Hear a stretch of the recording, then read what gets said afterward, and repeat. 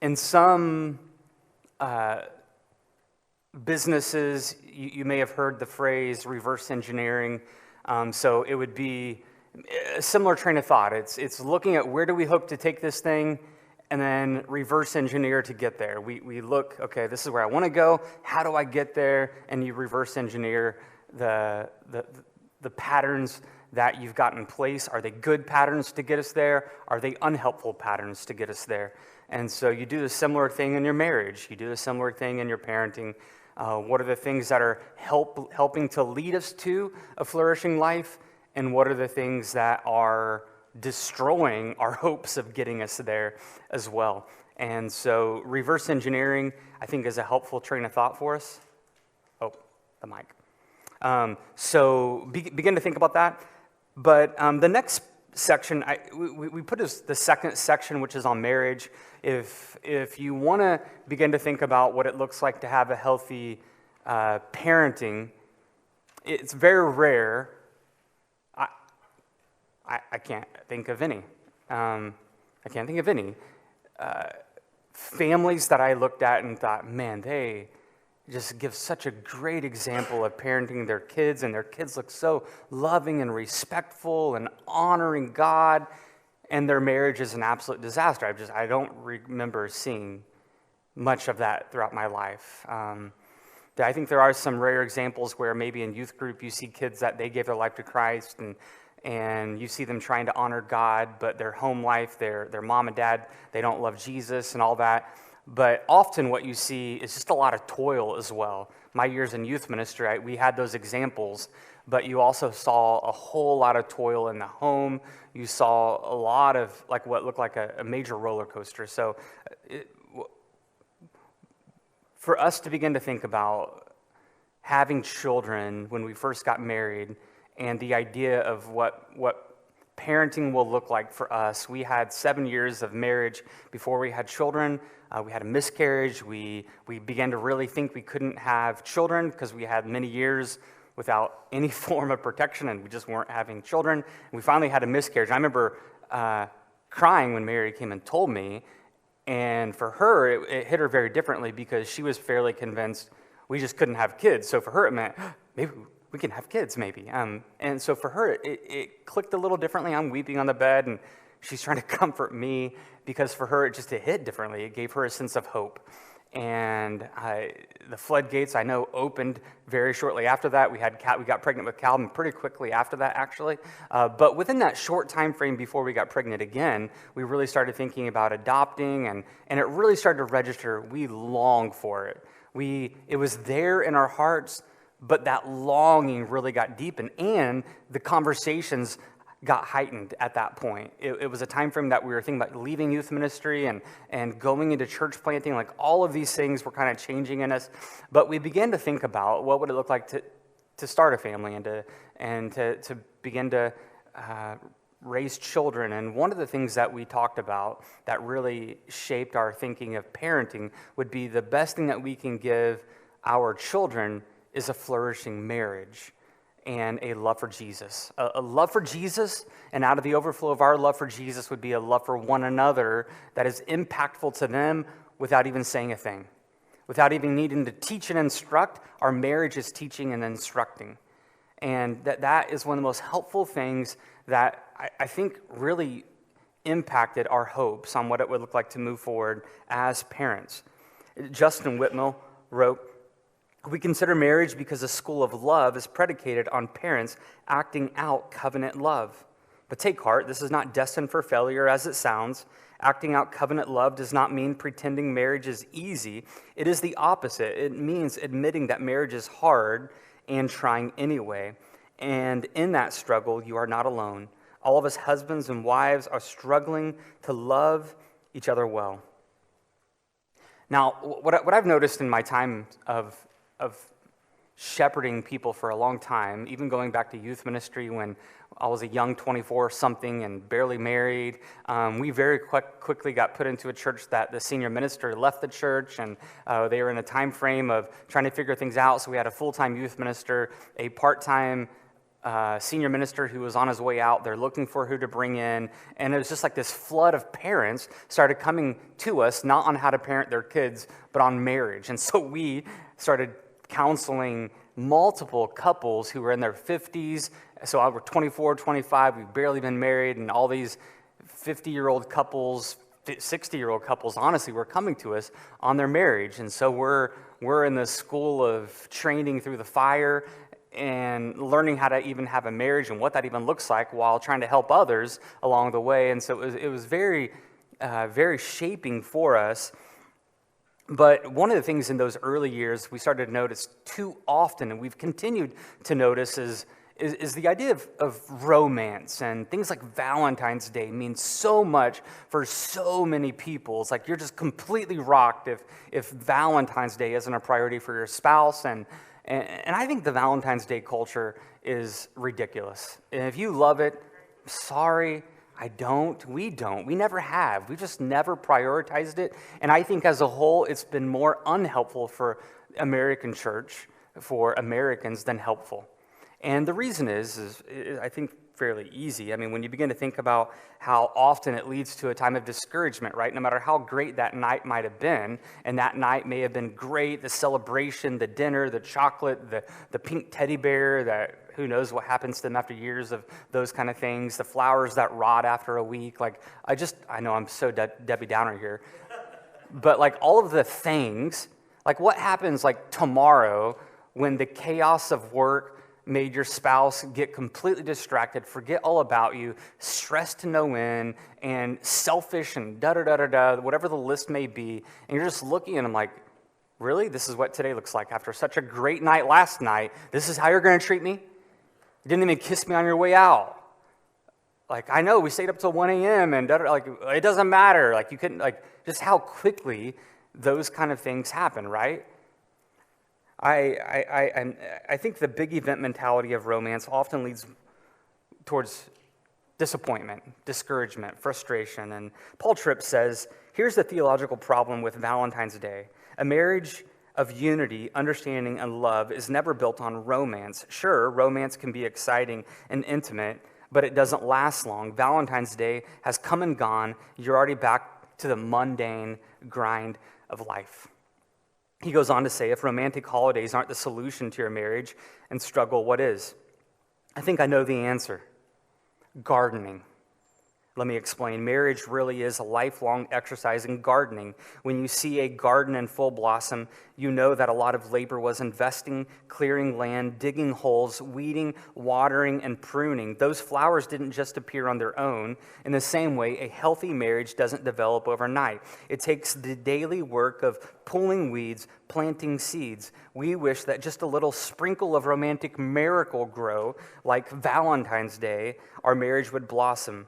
But that's not the reality. And I couldn't urge you enough. Enjoy it if you want. Take advantage of the moment. Take advantage, like we will encourage dates. That's one of the things in here. But minimize the expectations of things like the perfect date night or Valentine's Day. Minimize that. It's not the reality of the normal mundane of life. The normal patterns of life aren't living on the highs of romance. And one of the most destructive things we can bring in is expecting that to be the norm. And it causes way more problems in counseling than what you'd ever guess. And if you happen to find yourself, well, that's such an important thing, and I want to be valued. Well, your problem isn't wanting to be valued in that night. Your problem is you want to be valued in the everyday, normal, mundane of boiling water for boiled eggs, of stewing over the laundry and feeling loved and appreciated. That's what you really long for, not that big night where you're taken to a romantic dinner. You could have those sporadically scattered throughout the year, and if the more normal rhythms of the mundane aren't seen as a priority, how valuable is that really special night? It's not. It's a fairy tale, and that's not your reality. And one of the most destructive things you can do is keep that as your hope. So when I think of a text like Jeremiah 1 through 10, see, I have set you this day over nations and over kingdoms, to pluck up. This is your task, to pluck up, to break down, to destroy, to overthrow, to build, and to plant. We all need change. Jeremiah is saying, here's how I'm going to use you, O people of God, to see forth change here. What will that look like? Jeremiah is saying that change always happens in two forms: destruction and construction. Destruction and construction. So what are the habits that need plucked out, broken down, and destroyed? What are the rhythms of life, the liturgies of life? What are the things that have become a part of you that need plucked out? And so as I begin to think about those things that need plucked out, as I begin to think about those rhythms and those habits and those unhelpful things, I want us to begin to think about how they're shaping us in a harmful way, in a way that isn't helpful. Selfishness, I don't need to exegete that too much. Selfishness, I mean, can you look at things that are forming that your spouse would say you're selfish? Are you always looking to get your way when it comes to the hobbies? Are you always looking to get your way on where the family spends their money? Is it always a you choice? And men, if we're going to be a complementarian church, this doesn't mean that by complementarian, it means that you always get your way. You get to be the boss and make the ultimate decisions. It means you get to lay down your preferences. It means that you get to die to yourself like Christ died. Like when your wife is told, hey, submit to your husband, well, you're told to die. So it does not mean I get to lead because I know what's best for our family. So here's how we should use our funds, and here's how we should use our time, and here's what our schooling and education for our kids, and da-da-da-da. Like, submit, wife. Oh, that's exactly what Jesus looks like.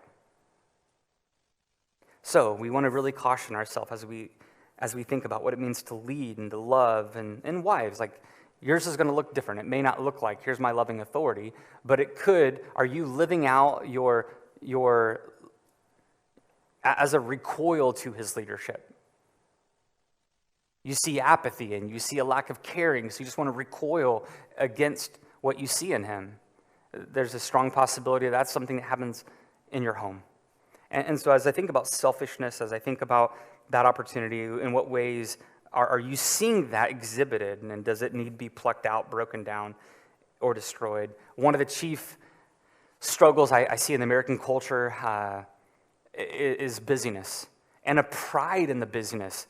Oh, how you doing, man? Oh, crazy busy. And we say it like it's like we're going to be honored by acknowledging how crazy busy life is, right? Kevin DeYoung wrote a book on that. That's one of the things he kind of jokes about. It's just how often it's like the badge of honor to talk about all the things I've got going on in life. And have we allowed that to be so shaping of the culture that we're just always going, busy, never resting, never finding time for self, never finding time for the joy of Christ and loving union with our family, and inattention. Like, in what way are we lacking in inattention? Like, not prioritizing. Like, one of the phrases we ought to use a lot, I see you. Inattention, you can't see. Like, I see you. Now, just not saying I see you just won't always go a long way. You long to be in a place where it's clear to your spouse, you see me, where they say, thank you for seeing me. Like, you want to long for them to say, thank you for seeing me. If you have to say, hey, I see you. You might actually say, I see you a lot. Like, don't just put it in your rhythm. You might be type A personality. You're going to schedule when to tell your spouse, I see you. Like, don't do that. That's like, you want to live in such a way, they say, thank you for seeing me. Inattention, it can be a habit that needs plucked out. Self-righteousness, fear. Fear can be something that we are very reacting to a fear that shapes a culture in our home. And I think this is a growing problem, lacking a fear of God, but also a lot of areas of life that can become a fear that shape us and become overwhelming. Laziness. In what ways is laziness? I got to speed throughout. I'm going to get to some of the seeds that need sown so that we can have health planted. Galatians 5 speaks of the fruit of the Spirit: love, joy, peace, patience, kindness, goodness, faithfulness, gentleness, self-control. When I think of love, our problem isn't that is that we don't love God first and foremost. Our love is an overflow of the way that we love our God. Our love for our spouse is an overflow of the way that we love Jesus, the way that our hearts are centered on Jesus. And so we first begin there. Are we a people of joy? Like we as the church are a people that embrace the reality that life isn't always chipper. Life is filled with ups and downs, and it can feel like a roller coaster. We try to be a healthy place for people to navigate depression and mental illness. Like we long for that. I struggle with it myself, and my wife has, and we've talked about that. We've gone through books that navigate the reality of darkness and wrestling in the dark. Like we've navigated this as a church, but it would be a temptation. I think there's a temptation for some of us to make a bed in darkness.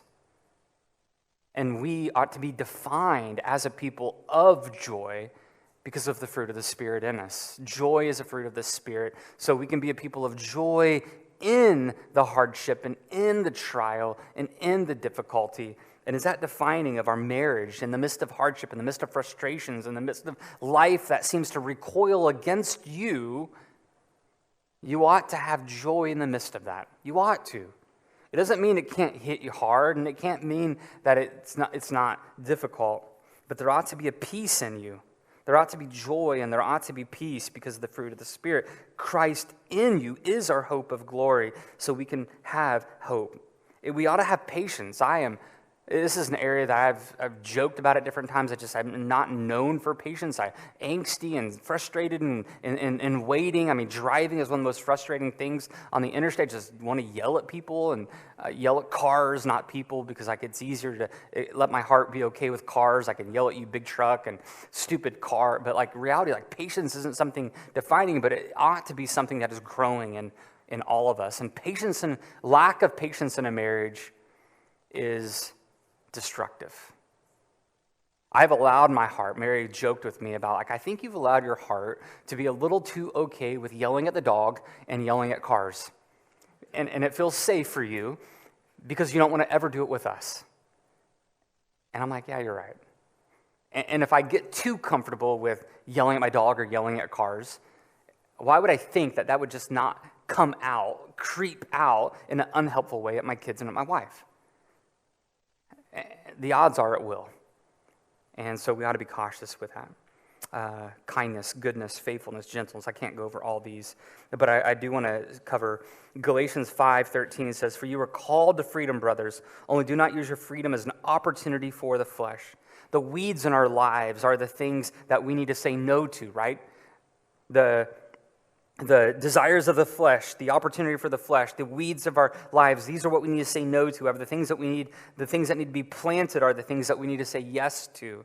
But we can't just destroy the weeds. We can't just go at the weeds. We need to plant in their place. We can't just pluck and pluck and pluck. Something needs to go in their place. Something needs to be planted. And so this is what I think makes verse 16 so important.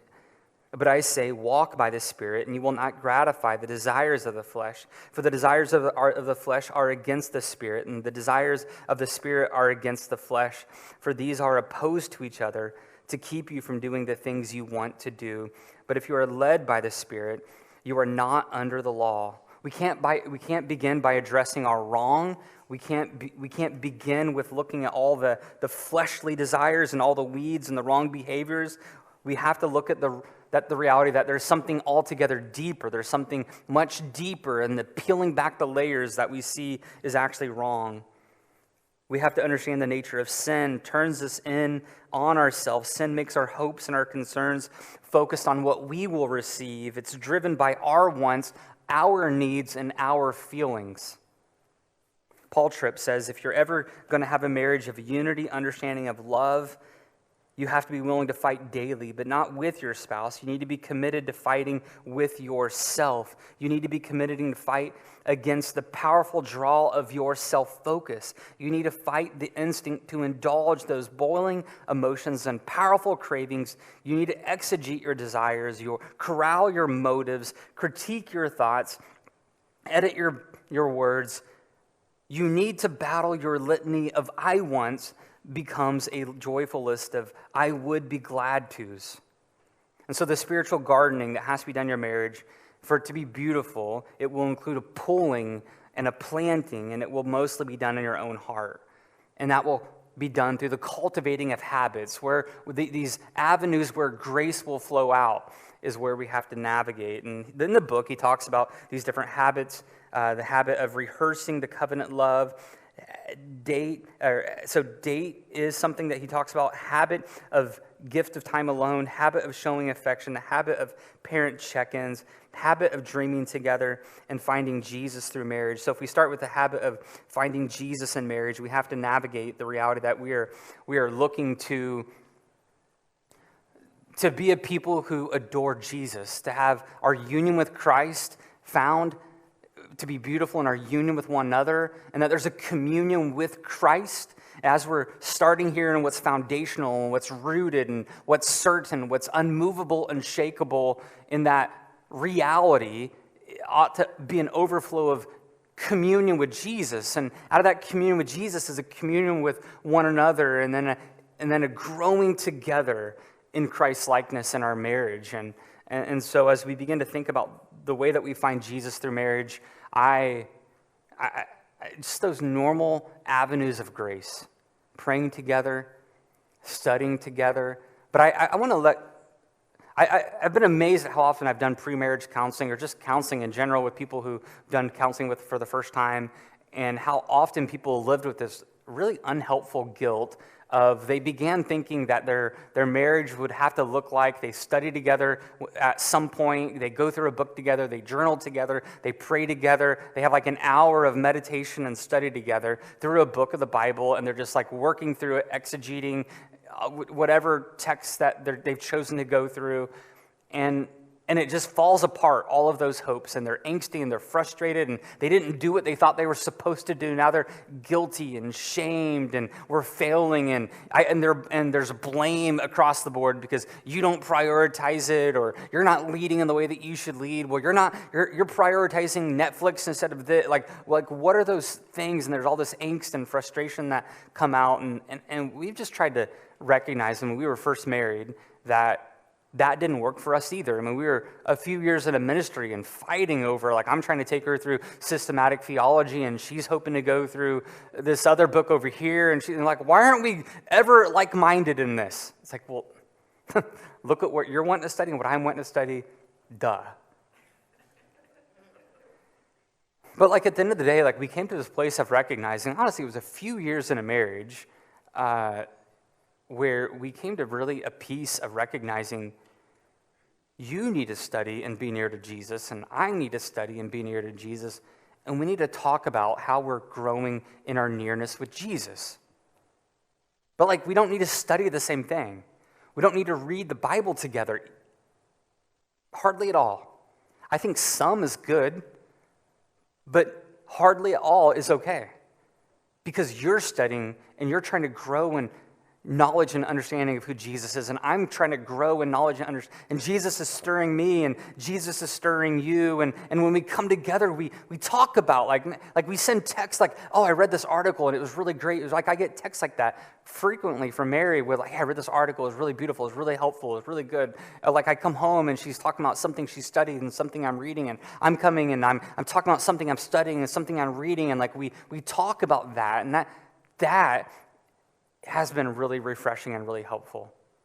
And it's not every day either. It's not every day that we talk about this big, deep conversation. So I don't even want to make you have the impression that like every day you have to have like this meditation of how your soul's longing has been met in Jesus.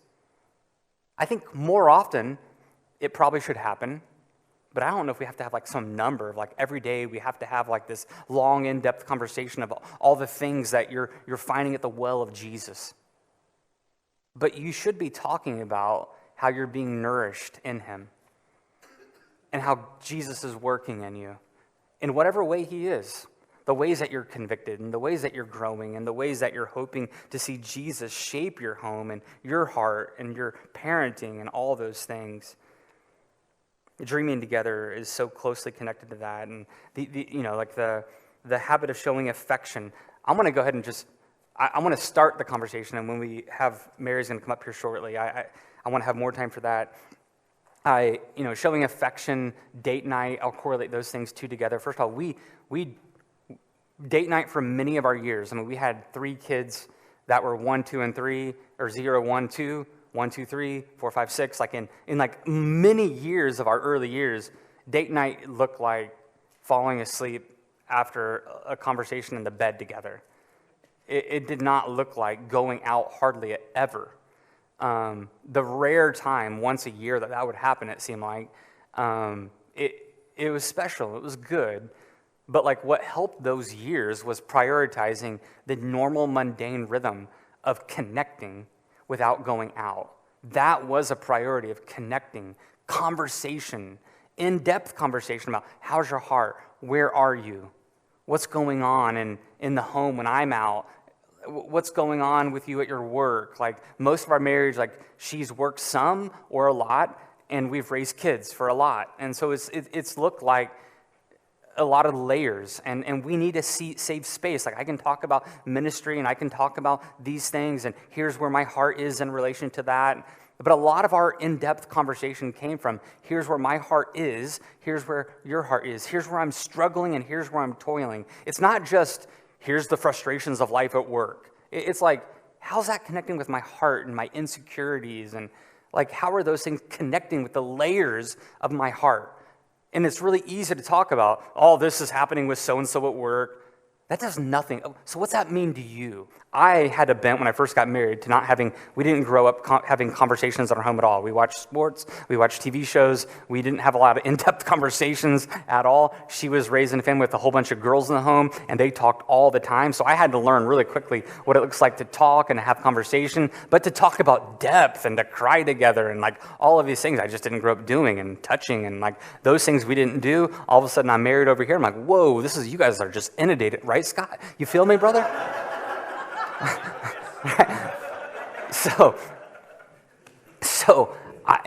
It changed my understanding of what it looks like to connect.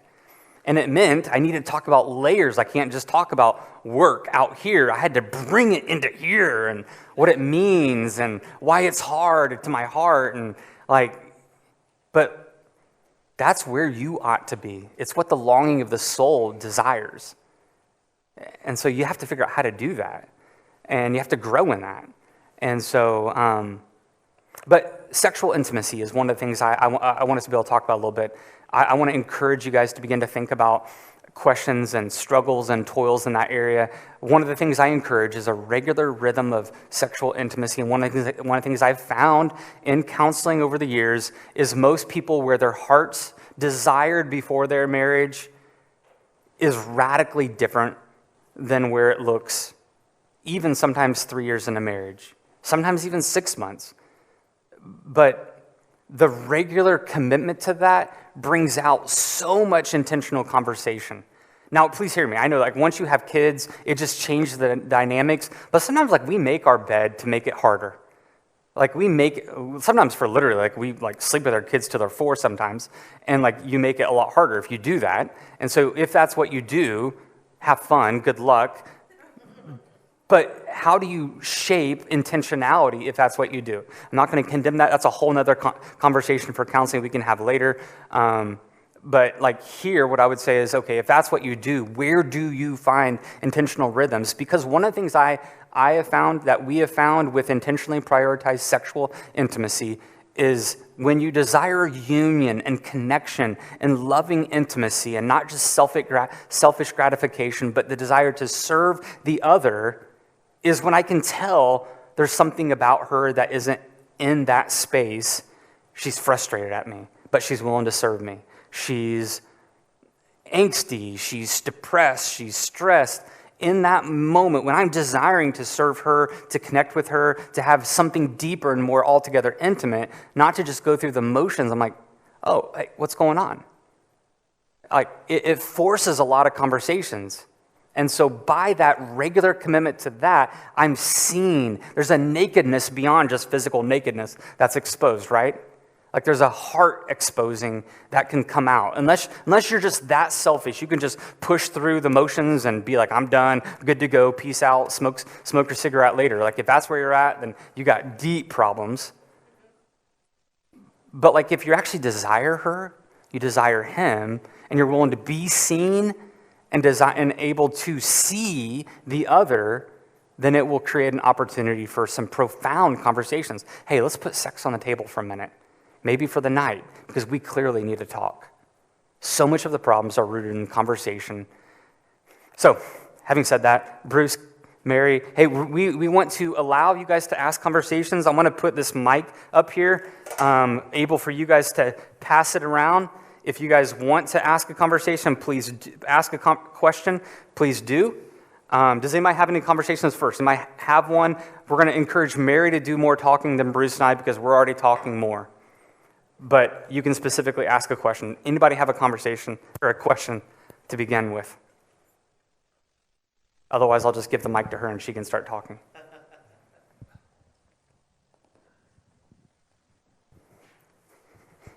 If you want the mic, feel free to come grab it.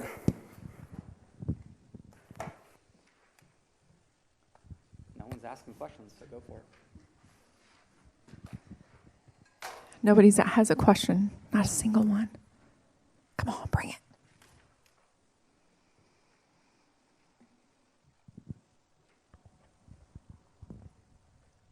Just start talking. Okay. So that was like a sprint through marriage. So this would be the topic that we're going to discuss marriage. Oh, Dan has something. What? I already don't want to ask, so now you've added that they have to get up and come get it, so. Oh, so he's going to, okay. I'll stand in the back and you raise your hand, I'll bring it. Okay. Good call. Yes, thank you, Dan. We got 25 minutes, by the way. No pressure, Mary. I feel like that was a hardcore sprint through habits in marriage.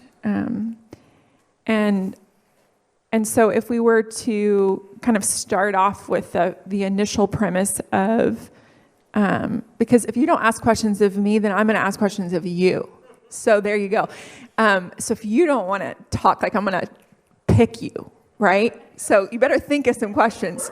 Yeah. And just because you're smirking at me, Paul, I will put the pressure on. When we talk about like the very initial premise of saying, what is the sweetest, like the most tender gift that you can give to your children?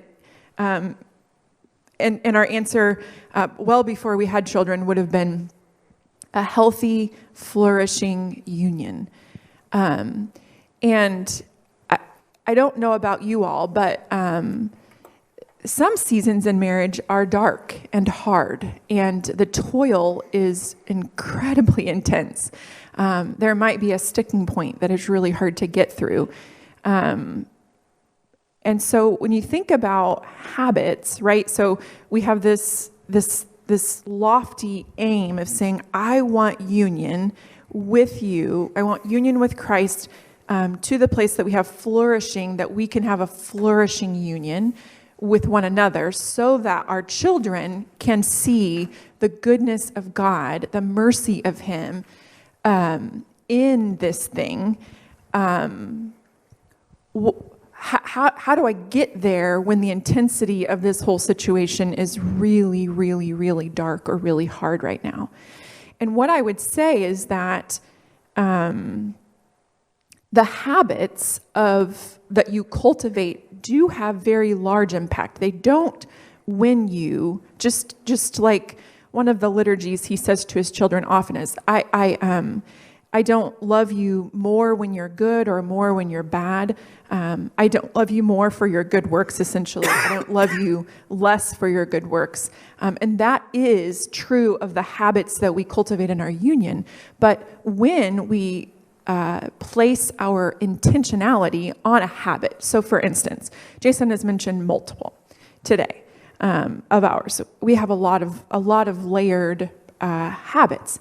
And we had habits before we intended to have habits, but then we also now have intentional habits that actually cultivate union and communion with Christ and with each other. And so one of them, he mentioned early on, he said early on in marriage, or early on in child rearing, we we had lots of littles at the same time. I was nursing her pregnant for a very long time. That was an intense time in our lives. It was also a difficult time in marriage because, despite what the world says, having a child does not make your marriage better or easier. It makes it harder. And so I would contend and say that having the regular habit of conversation before bedtime, intentional conversation before you go to bed, it is an absolute habit of ours. We intend on having good conversation. Now, sometimes we get intent on having fun, silly conversations because perhaps something was really heavy. We've talked it and we've talked it and we've talked it. And it's time for us to pause on the heavy conversation and to make fun of each other in a loving way, to pick at each other, to be playful, to talk about something fun or silly. But the reality is that most of the time, when we come to conversation, it's how's your heart? Carol uses that a ton, and I so wish she was here today because her voice is so valuable. But I will say it's been really shaping for me. And the language of how's your heart, Bruce grinned because you guys say it all the time, don't you? Yeah. Yeah, I'm going to get to that when we get to the parenting thing, but as you both have talked, if you think about layers of your life, like personal before marriage, children, God uses all those in your life to change and shape you, right? So when you get married, Gary Thomas wrote a book, Sacred Marriage, and it was all about, what if God created marriage to make you holy rather than happy, right? The whole purpose of marriage. And in this book, Habits of the Household, he actually talks about marriage is the grand theme of Scripture, from Genesis 1 to Revelation 22, right? Marriage is central. And so he's using that to shape you, shape both of you, and then, as Mary just said, kids come along, and he's using that to shape you more, right? He's never done shaping you. So whatever else you get out of this morning, parenting, marriage, whatever, it's about your personal sanctification more than anything else, because he uses that to impact your spouse and to impact your children. Good question over here. I think it should be on. Hello. Oh. So my question is me and my wife have a bunch of small kids, and she's currently about 20-something weeks pregnant with number 4. So we have a 6, a 5, and a 1, and then a baby on the way. The 5-year-old has special needs, a lot of emotion, and Kayla stays at home with all of them. And with work, and at the end of the day, when everyone's in bed, the hurdle of tiredness and being just mentally and physically exhausted, is there any advice to kind of break through or overcome that? Because there are a lot of times where there are spiritual needs, but just, it's that the spirit's willing, but the body's weak kind of moment. And there's been times where we know that we need to connect, but it's just not physically possible, and then that's kind of defeating sometimes. So that's my question, like the exhaustion of day to day in both her role at home and my role at work. How do you overcome that, or what's some things that you can do to kind of mitigate that? You want to go first? Want me? Go first and then I can. Yeah, well, first of all, I want to sympathize because, like we said, we had 3 kids in a row that were 18 months apart, 16 months apart, 3-year gap, had another kid, and then another kid. The gap between Selah and Haddon, 19 months. 19 months. So we know tightness and closeness and age and the chaos of that. And there's definitely grace for the reality that it makes it complex. So I think it looks different. It looks like I think cultivating that atmosphere of those normal, mundane things to show affection, like I said, the boiling of water and being willing to massage her back and to do something simple. I love you. What can I do? So, I think we can overdo the five love languages, but I think they are recognition. Like, I think there's some unhelpful things that can come from it, so I want to be cautious. But, like in this season, what do you need right now? Do you need me to help you? Or is it affection and being known, that I see you, I love you, I know it's just been a hard day. Do you need to go to the bedroom and I'll finish here? Like, what do you need? How can I love you? How can I serve you? That being seen, letting inattention not creep in. So she's seen, she's known, I'm with you, I see you, I'm with you. I see you, I'm with you. What do you need me for? How can I love you? How can I serve you? Those things go a long way in cultivating that deeper intimacy that I think we long for. Those little mundane moments to serve, to love, to connect, to enjoy, to savor goes a long way. And those are often the neglected things because you're both tired, you're both stressed, and you're both, you're coming home from whatever your job is while she's been home toiling and working. It's good that you recognize her toil. But you're coming home, you're tired and worn out for whatever you do too. And I guess today you may not go away to work, you may stay home. Just a lot of people stay at home now, but whatever you're doing, it's tiresome. You're dealing with people on the phone or computer, whatever that might be, and it's still tiresome. So you're both tired, but you have to prioritize. And this is where I think your role gets to lead. And this is where true leadership comes in. Like, you long to be served and heard too, but you lead out in that. And I don't know. I love that question because it's just really practical and real. And it is the stuff of real life. I would really say, so Jason mentioned earlier that like early on when, we were really frustrated over, it was really me. It was me. I was frustrated because he was like, hashing out systematic theology with me. And I'm like, he jokes and he's like, well, you want to read Max Lucado? And I'm like, oh, how rude. So anyhow, I absolutely love his love for theology. And what I would contend for is that having a theological grounding for what are your dreams and hopes and goals, you can power pack a lot of good punch in 20 minutes of time. And most of us can give 20 minutes of time despite absolute exhaustion.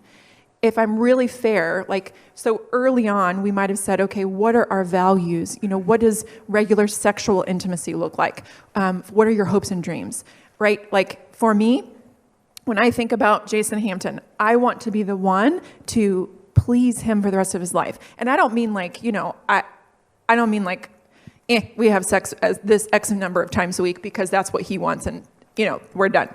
I mean, I want to truly meet his needs with sexual intimacy. Yes, to have great sex, but also to say, I want union and communion. I want us to be what he hopes and dreams for us to be. So that was one of the targets on our dream list, our theological dream list. What does God want for a healthy union? He wants us to serve and love one another with great affection for him. So that outpouring of love for him, that theological conviction of what are these hopes and dreams, meant that I have these radars, kind of, so to speak, of okay, how do I want to emotionally meet his needs? How do I want to physically meet his needs? And how do I want to do that with where the rubber meets the road, where real life is happening? For me, I'm not lovely pregnant.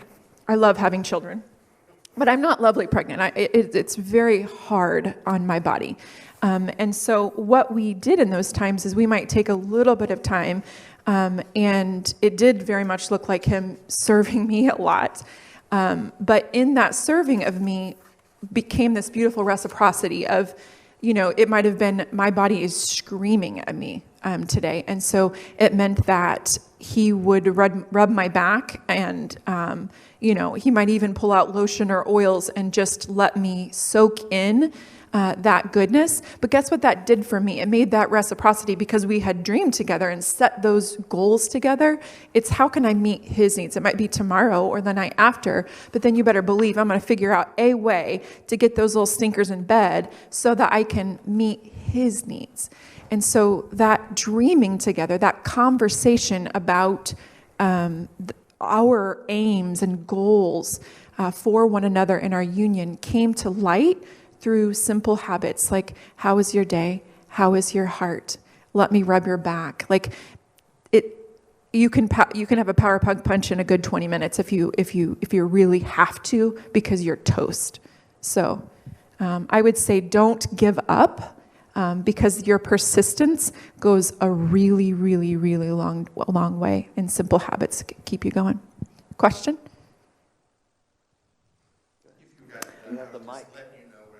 Julie Franklin.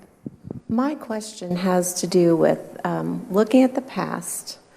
What comments would you have about how we can honor where we came from, specifically aspects of our upbringings that we value and learned from?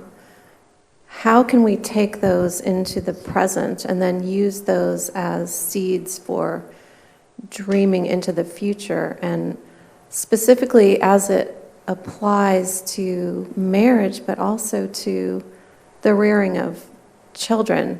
One of the comments my mom said to me when I became a parent is, once a parent, always a parent. And now our children are in their 30s, but we're still very much their parents, and we perceive that we have 4 children because both are married. So we have 4 young people in our family circle, and we love them dearly. But we are in that stage where we're thinking about where we've come from and where we're going. So it's a very wide perspective. Mm. Well, first of all, I want to say it's a it's a beautiful picture to have children like you two that long to learn from mom and dad still. Unfortunately, that's not the norm. So it's different for a lot of families. That's, I think they have children that still seek them out. You guys do long for wisdom, but I wouldn't say that's norm. So I think that rhythm looks different. I think a hope would be for all of us who are younger, who still have young kids, and we're trying to figure out what that, when that reverse engineering, that should be on your list. I long to have a healthy relationship when they're in their 30s. I long for them to have a healthy relationship with us. That's not always the case. It's often not the case. Maybe that's your case with your own family. I don't know, but it's not always the case where, some of you are in your 30s and you would say you're the base that kind of keeps the family together, right? Like I know that's the case for some of you, and so that would be a hope. I don't, Bruce, you want to speak into that? One of the things I really appreciated about Early's book about habits of the household is he talks frequently about family becoming friends. Nurturing your relationship with the hearts of your children to the point that as they grow up, they actually become less your child and more your friend. And I didn't hear that before, but when I look at my own personal situation, my best friends are my 2 sons. Now, I don't know if they would say the same thing, but I respect their opinion about things in my life more than anyone else. And they know me better than anyone else, right? So part of that, I think, is helping to try to nurture those relationships past when they leave home, right? And many of you, you started that question with the past, right? Many of you don't have that example in your life to steer you in the future, right? So you have to let go of some of the past and embrace a vision for the future that looks inviting and exciting, right? And so overcoming some of that past is part of is going to be part of that, right? But it is, I guess the other side of that, we haven't talked about grandchildren, but as giving parents space to parent, and yet being available when they want to know, looking for some help or want to, whatever, right? That's a whole nother area to navigate that many of you aren't ready for. But anyway, to me, when your kids get 30, it's actually more about friendship and influencing each other in walking closer and closer with God. Because my sons and my daughter-in-laws, actually, as you said, I've inherited 2 daughters that are very, very close friends that I value very much. One more question. We do need to wrap this session up before a 10-minute break. Any other questions? There will be opportunity towards the very end to have kind of a conglomeration of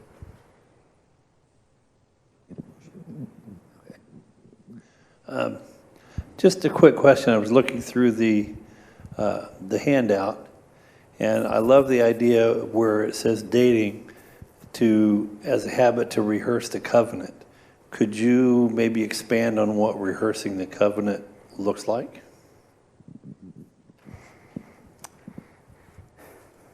Am I speaking to that real quick, or what? Well, one of the things I'll say real quick, when I first read the book by Tim Keller, The Meaning of Marriage, he speaks of one way that rehearsing the covenant or a covenant renewal is sexual intimacy. And it was funny, I kind of came to conviction when I read that I'm never going to do covenant renewals for people, renewing of the vows. Vow renewal. Vow renewal. It's like, no, just go have sex. That's the, you don't have sex enough. That should be your vow renewal. So it's hard to have healthy sexual intimacy where you're renewing the vows if there isn't healthy knowing each other. So whatever it takes to get there, like for us, for the last 13 years, we have a 13-year-old, we've just not had a lot of dates. We get them rarely, and when we do, we try to soak it in. It's never more than a few times a year, and that's only a few times a year, has only been the last couple of years, really, that our kids have been old enough to stay home or childcare isn't as difficult. Date night has looked like really intentional time together when we get our kids to bed, and we regularly have that space set apart. And that is our normal rhythm. We get our kids to bed. We did sleep training, so that started really early, which I'm a big fan of. If you want to talk about that later, we can. I'm a big fan of sleep training. We're about 3 months, and here's what. No, I won't dig into all that. But I'm a fan of it, and one of many reasons, there's a whole lot of reasons, but one of the reasons why is because I want intimate time together. Not just sex, but time for union, to be known, for her to be known. Sometimes it's intentional. We'll get treats out. We'll have dessert. We'll do something simple. But honestly, most of the time, it isn't on the dinner table with candles and light and Frank Sinatra playing in the background. It's maybe Frank Sinatra playing in our bedroom, sitting on our bed, talking together.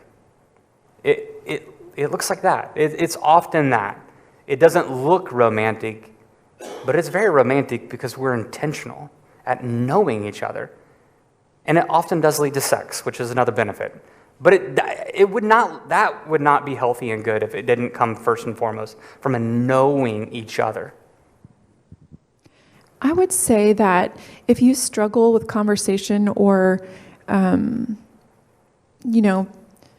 you have, some marriages end up with, cyclical kinds of fighting or hot spots that you're like, don't want to touch in conversation.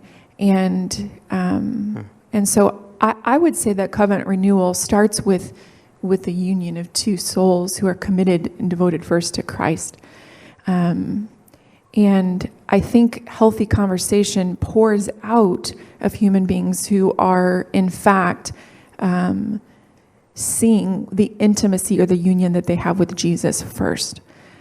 So I would say wholeheartedly, one of the most important things that took me way too long to see was that Jason was not to be my Savior. I never would have said that with words, but functionally that's what I was doing, was expecting him to be my Savior. And so I would say wholeheartedly, covenant renewal of the healthiest kind means that healthy conversation is pouring out of an abundant walk with Jesus. And I would say that the conversation then can be really free and reciprocal because we're bound in love in Christ. And I get the opportunity to look into his heart and his soul and his mind. I get the gift of being able to be his helpmate.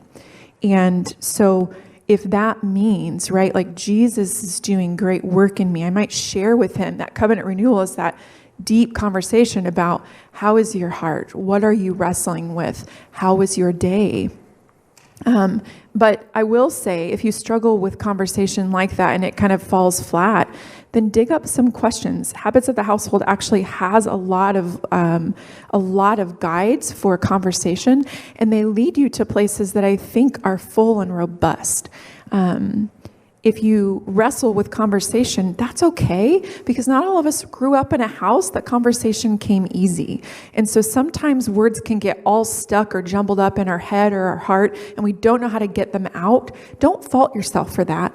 Find some tools, resources to get the conversation moving so that you can get to true connection. Because connecting over what is God doing in your heart, in your life, in your union with each other, in your parenting, those things might end up in some tough conversation.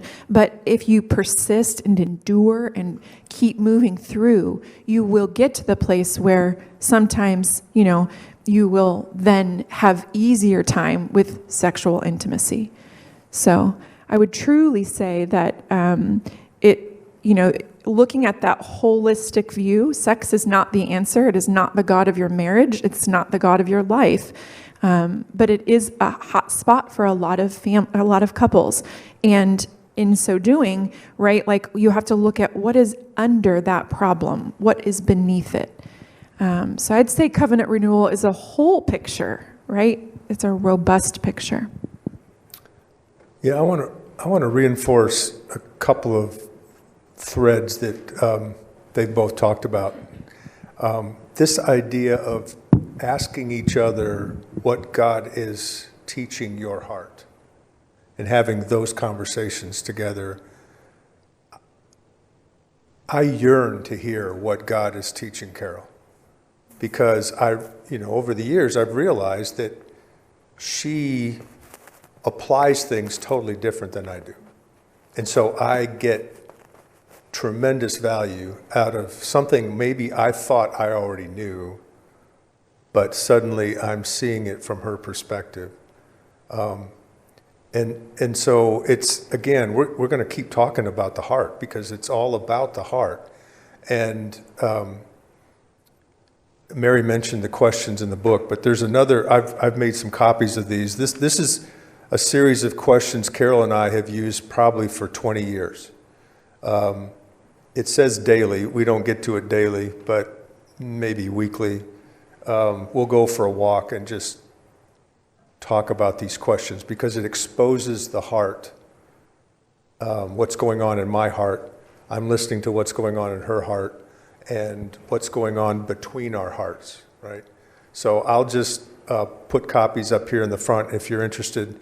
But I think that intimate connection of heart, any way you can get it, is vital, not only to your marriage, but in your parenting.